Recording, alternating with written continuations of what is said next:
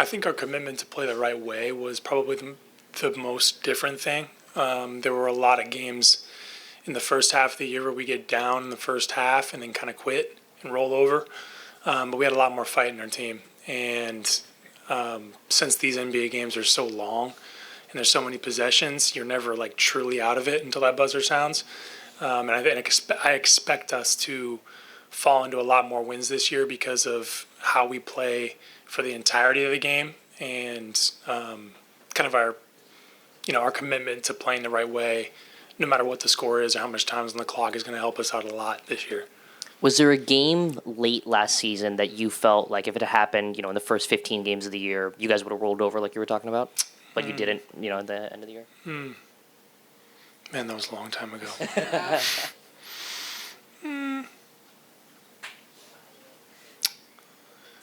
Not that I can remember now. I just remember that kind of collective feeling in the locker room.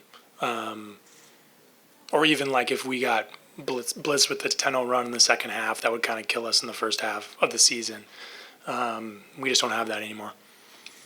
And then for you, you're in the midst of trying to get a contract extension.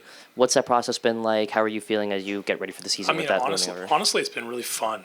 Like, it's a big decision, and it's like a big part of anybody's career, that first kind of introduction to the business side of basketball. But I mean, I kind of have craved that part of the game for a while now, and you kind of, as a rookie and you're on your rookie deal, you just play and you hope to play your best and then let the rest take care of itself. But now I'm fully in it, and it's been fun to kind of get that side of what the business part of basketball is really like. How you doing, Corey? Good. Brandon Scott, Locked On Wizards. You're a vet in the game now. Mm-hmm. What kind of leadership qualities are you trying to build upon, or what are you looking forward to as a leader going forward? I mean, I have a lot of like leadership qualities that I've had for a while, and I've kind of like been ingrained in me since I was a kid. But I felt like kind of an imposter on this team trying to lead in the first couple of years of my career.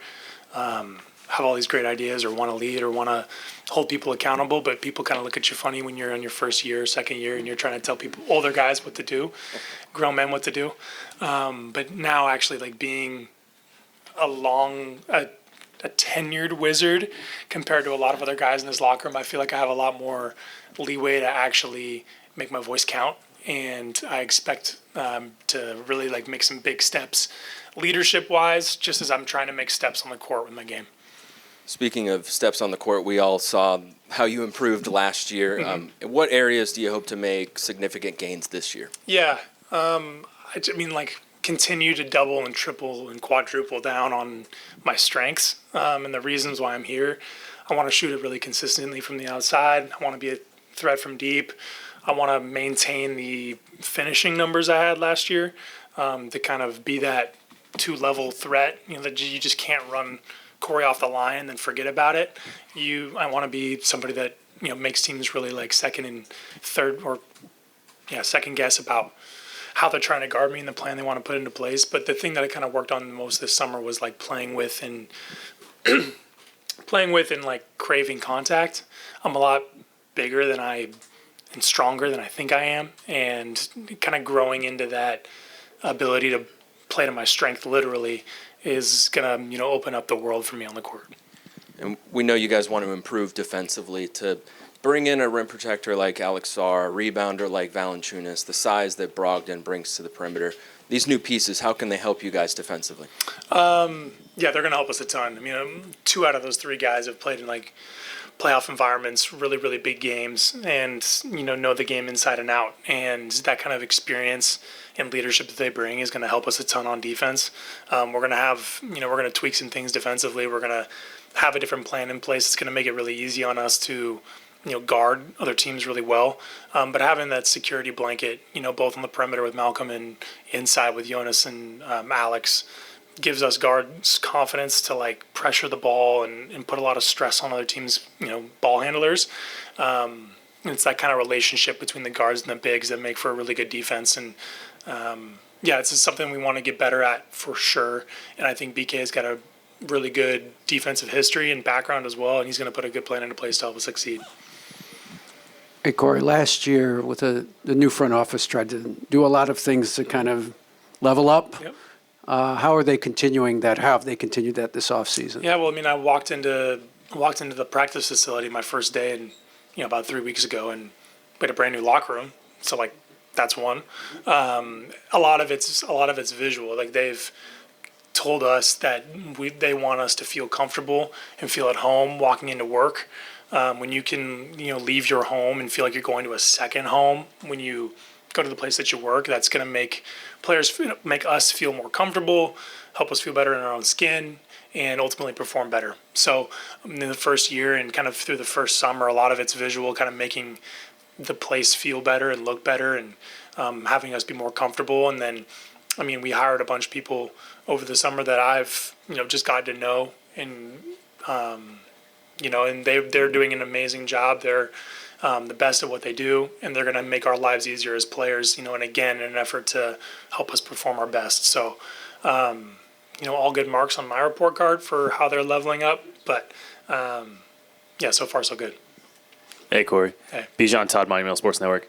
As a veteran of the team now, a long-tenured Wizard, as you said, what do you... Not old, but Not old. tenured, sure. Didn't say the O word. Thank you. What are you doing specifically as a vet to try to ingratiate the young players into the game and try to get them more prepared for their first steps in the NBA? Yeah, I mean, the one thing that I remember about being a rookie or being a second-year player in the league is just like, it sounds funny, but like little things like remembering everybody's name, or like the route you take to get home from the gym, or making sure you're on time to places. And like that was a huge stressor for me. Like I wanted to be on time, I wanted to be in the right place, I wanted to make sure I was doing the right thing. And that little stuff of like being an adult and showing up on time is a big learning curve for a lot of guys who are coming from college or other professional leagues. So little stuff like that helped me when I was a rookie, and I hope to pay that forward to get these guys as comfortable as possible. I mean, they're already like amazing people and they work hard, so they have that going for them. But I want to be able to make sure that when the season gets going and we kind of get in the grind of things, that they feel like they can be themselves, and that's the most important thing. Christy Winter-Scott, Monumental Sports Network. With the pace of play being what it was last year, how will that be different this year with the variation of initiators that are available this season? Yeah, we got a lot of different options, and the things that we're trying to do so far on offense is allowing us to play through those initiators and play through the guys that can put the rest of us in really, really good spots. We're going to, again, play really, really fast. I think that plays to our advantage a lot with the kind of athletes we have and the kind of shape the guys showed up in. And that's what I like. I like playing fast. I like getting up and down. I like running the floor. So I think you're going to expect a high tempo. You need to expect a high tempo offense from us, and really smart playmakers with the ball, putting us in good places to succeed. Building off of that, I asked Coach Keefe about Malcolm Brogdon's ability to drive and kick. Mm-hmm. What can that do for you specifically as a shooter who's so good at obviously catch and shoots? Yeah, I mean, he and I have had a lot of conversations already about how he says the word unlock me and use my skill set to, better the team and better our offense. Malcolm pretty much owns the paint as a guard, and he can kind of get touches in there whenever he really wants to, and that's what he's built his career off of. And not only that, he's like really cerebral and really smart too. So he can, do the really hard task of getting into the paint, but also making plays for others. And I've already seen the success that brings, for my 3-point makes per or 3-point makes and his assist numbers. So I hope to continue to work with him on that to see how he plays. And it's all a learning curve. It's all chemistry, and that just comes with reps. So and reps and conversations. So I hope to just continue to talk with Malcolm about that and see how he plays, and play off of him the best way that I can to make him successful and make me successful. Hey, Corey. Hey. You talked about the offense and the pace of play, but you also talked about your building yourself over the off season. Last season, you talked about the challenge for yourself defensively, and you took that leap. We all saw it. What is that look like now, that next step defensively for you, especially knowing that that's an area BK is going to hold the entire team accountable? Yeah, I mean, as players, like, even though sometimes, like, coaches or, like, any player can tell you that a coach would get on your nerves every now and again, but the BK's consistency and his accountability is something that, like, deep down we truly crave. And I want that. Everybody on this team wants that. And it's different for each player, right? So, like, the things that he holds me accountable on are, one of them is defense. And the physicality that I brought up earlier, playing, craving contact, like, works on both sides of the ball. And I can use my physicality, my frame, to, like, guide guys where I want them to go. And, that was a big focus for me this summer too, on both sides of the ball. And, like, thankfully, I believe that I have the physical ability to guard anybody on the floor, and it's putting myself in the right positions early and using my physical, strengths to make myself a successful defender. And, it's going to take some, games to actually see that implemented. But, like, so far it's been really, really positive. And I hope to, be an impact defender for this team this year rather than somebody in the past who has tried to get by. I want to make that big leap into being somebody that we can rely on both sides of the ball. And did you, with the strength that you gained over the summer, is it something that you changed with your diet? Obviously, weightlifting is a component of that. Is it maybe tweaking something that you did in your workouts to allow yourself to get even stronger than you have been over the course of your career, or is it just maintaining what you've been doing? No, it's maintaining. Like, in the weight room, it's maintaining what I've been doing. Like, I'm plenty strong enough to do the things that I want to do physically on the court, but it's like just trying stuff out defensively. I mean, playing a lot of live reps in the summer and pick up, kind of being really intentional of how I play defense and not being afraid to, like, screw up, mess up, and go back to the drawing board over and over again. This summer has been, in its entirety, no matter what I worked on, was, like, details and, like, tightening the screws on stuff. I didn't really feel like I had to, like, completely overhaul or add a brand new skill in the summer. It was truly just, like, dialing in the things that I already had and kind of making it work for me. And, as you get further and further in your career, you start to reinvent yourself less and less, and you just you get really, really good at the small stuff. And that was how I approached the summer on both sides of the ball. So it's, just throwing a lot of things at the wall, seeing what sticks, and then really kind of tightening the screws on stuff that you like. Corey, in what ways, if any, does Jordan Poole seem different now compared to 12 months ago? Yeah, you can just tell his blood pressure is a lot lower. I couldn't imagine the kind of stuff he was dealing with his first year here. I mean, coming to a brand new team from a place to a place that you've never been before, and you're asked to do a host of different things that maybe he didn't have that role or that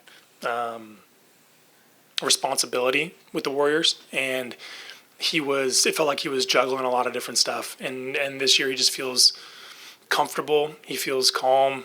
He feels secure in who he is and the kind of player he wants to be for us. And he's had a year to, kick the tires on his role on this team. And it feels like to me that he's coming in to be more of a leader, and he's coming into this year feeling super secure in who he is and the kind of player he is. So I've been really impressed with the progress he's made there and the strides he's taken in that part of his game. Because we all know the stuff he can do on the court. He's a super talented and skilled player, and it's all the rest that's taking huge jumps. It just seems, after years and years of asking people about possible contract extensions and free agency, all that stuff, that it creates a lot of stress. And I'm sure all of us here can understand why. So why for you, in addition to it being your first contract negotiation, actually makes it fun? Yeah, well, I mean, something I actually saw this summer that really put my mind at ease about it. I mean, it was something that was obviously hanging over my head the entire summer. And it was a preseason press conference with the Bills, and they asked Josh Allen about it. They asked him point blank, like, you're now the, like, kind of middle of the road as far as quarterbacks go, pay-wise in the NFL. And you see all these other guys earning crazy contracts. Like, does that bother you because you continue to play at a really high level? And he immediately answered no, and he kind of gave the mindset or gave the way he thinks about it is like everybody has their day. Everybody has their day in the NFL and the NBA and whatever sport you play. Why wouldn't you want everybody else to have theirs as well? And that's kind of the way that I look at it now is like, whether it's now, whether it's next season or whenever future contracts come up, for me, like, I'll have my day, I'll move on, I'll be able to take care of my family, I'll be able to play the sport that I love for a living, and then from there on out, it's your life kind of returns to normal afterwards. And I'm not going to, no matter how much or whatever I sign for or wherever my career takes me, like, my life's not going to look much different. My lifestyle's going to stay the same. I'm pretty happy and secure in who I am and how my family is. And so the stress that comes with the contract just feels a little lighter when you enter into the talks that way. Thanks, Corey. Cool. Thanks, guys.